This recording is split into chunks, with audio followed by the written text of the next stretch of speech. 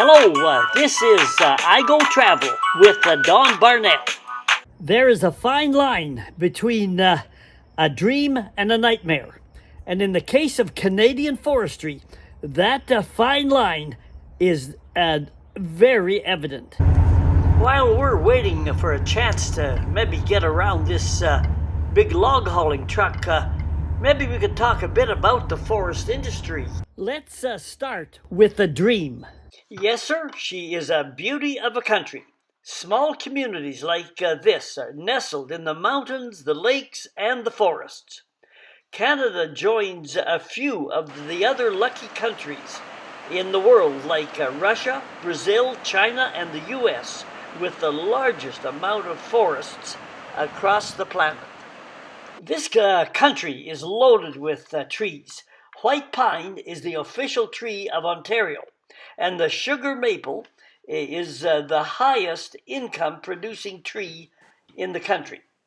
But across this land, there are many other kinds of trees. White and black spruce are the most common. And there are jack pine, cedar, tamarack that shed their leaves each fall. There is also birch, poplar, and willow. The main softwoods are spruce, pine, Douglas fir, and western red cedar. Did you see that magnificent red cedar sculpture in that video I made on Vanderhoof? It is great. The hardwoods in the country are birch, maple, poplar, and oak. The top three lumber-producing provinces are British Columbia, Quebec, and New Brunswick. British Columbia's west coast is the most productive and accounts for the greatest volume of lumber. Now comes the beginning of the nightmare. Roll along a BC highway, and every once in a while you will see a huge pile of logs like this. Most are headed for the US. 80% of American imports of softwood lumber come from Canada. Half of Canada's forest products go to the US. Three countries, the US, China, and Japan, take 70% of Canada's forest products.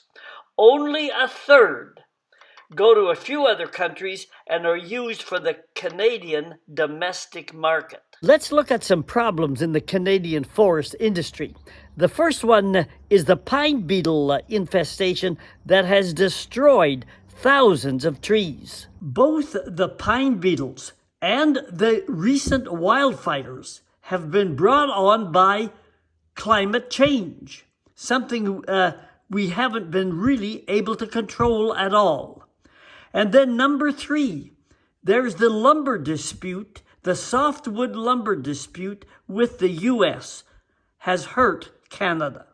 One result of this dispute is that Canada pays the US a penalty fee or a tariff to sell our wood to them. Sounds like Canada was outdone again by American negotiators. It sounds like a deal made in Canada.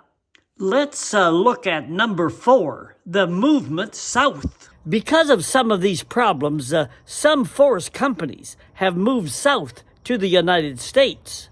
New technology changes things. They can grow trees twice the size in half the time in the rich soils and warmer climates of southern U.S. states like Georgia, Alabama, Louisiana, and so on, where former plantation lands are now being reseeded with trees for lumber. The proportion of lumber produced in the southern U.S.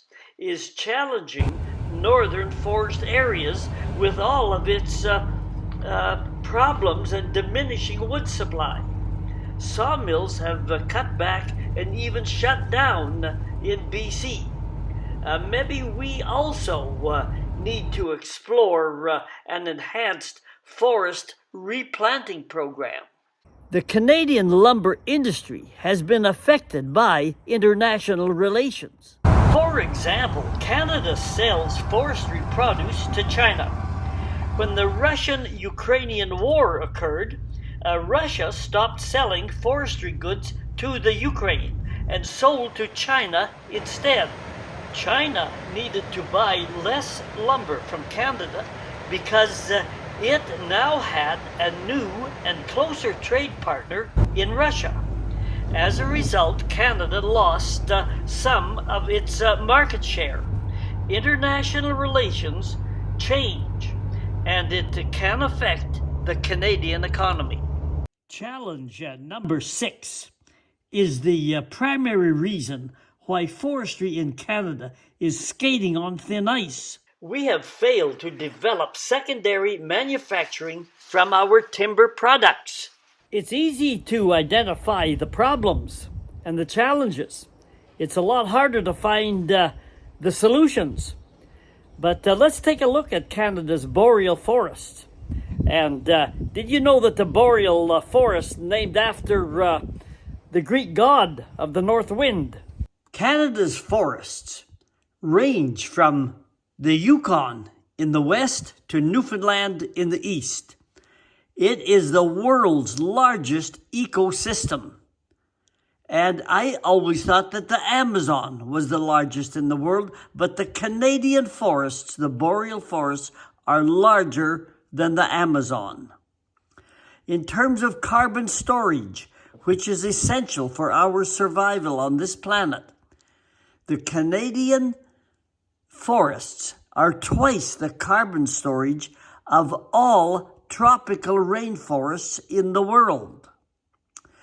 It is the location of a quarter of the world's wetlands, and you know what that means for wildlife and bird life.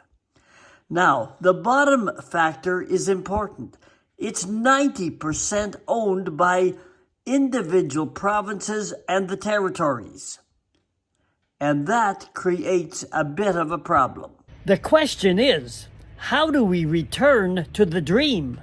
First of all, this means that we need a greater government coordination. This means greater coordination amongst the provinces and between the federal government and the provinces. Further, we need to increase coordination on the international level with countries that have boreal forests like our own. This is a new replanted forest area that we ran across. In terms of reforestation, we need although BC has been a leader in reforestation, we need to increase reforestation across the country. In terms of research, it's related to research, the reforestation. Can we reforest trees that grow to maturity before being attacked by the beetles? Can the destructive beetles be killed through spray or feed intake without killing everything else? Can we develop more resistant trees to the beetles? You know, it just could be that forestry research is as important, or maybe even more important, than human medical research if we are to survive as a species. But the whole BC forest industry has fallen upon hard times lately. Basically, like the fish population, the forest can not produce enough trees for the amount harvested. Retooling is being done to meet new needs. But if there are no forests to cut, all of the retooling won't help. Where we do need retooling is in the whole area of fighting wildfires. Canada does not have enough equipment to do the job.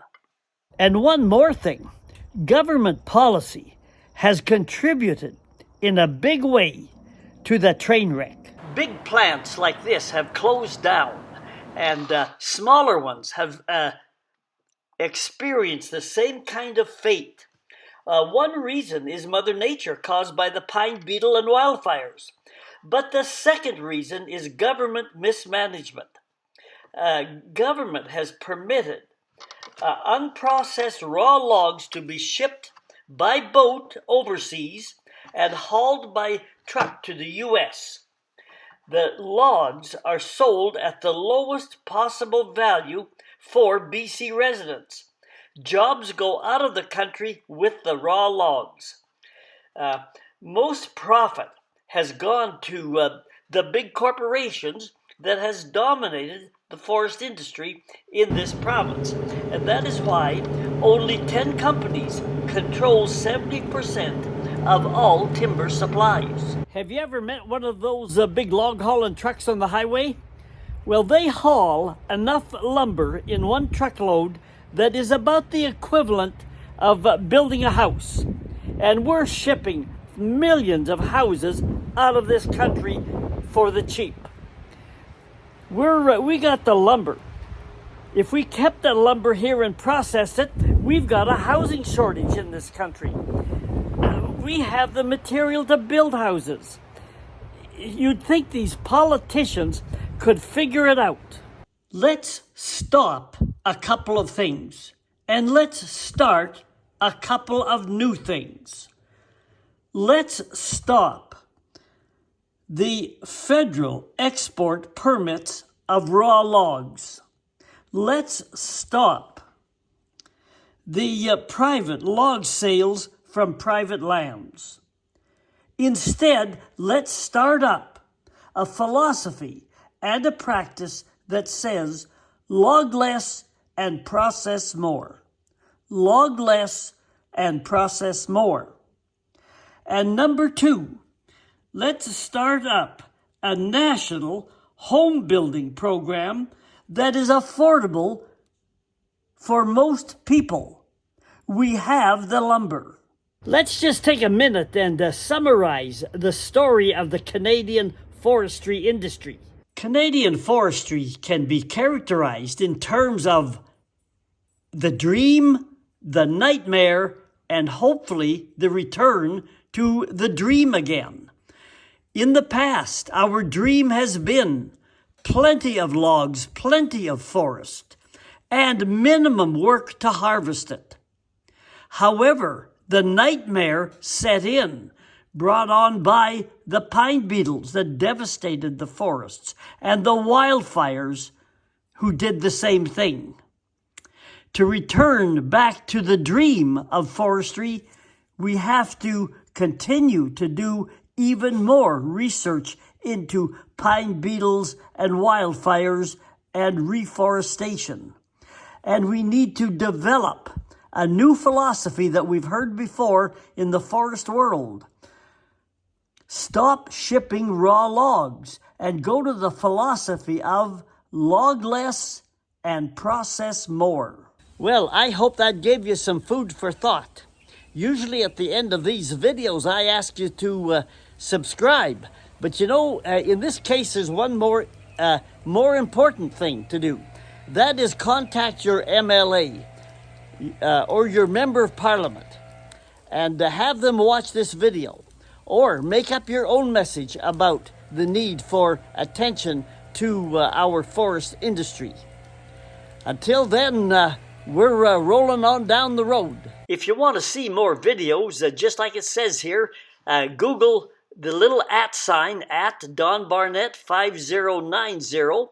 Click on my name and hit the word playlists and scroll down. And each playlist has several videos in it, including this one, which is in the British Columbia playlist.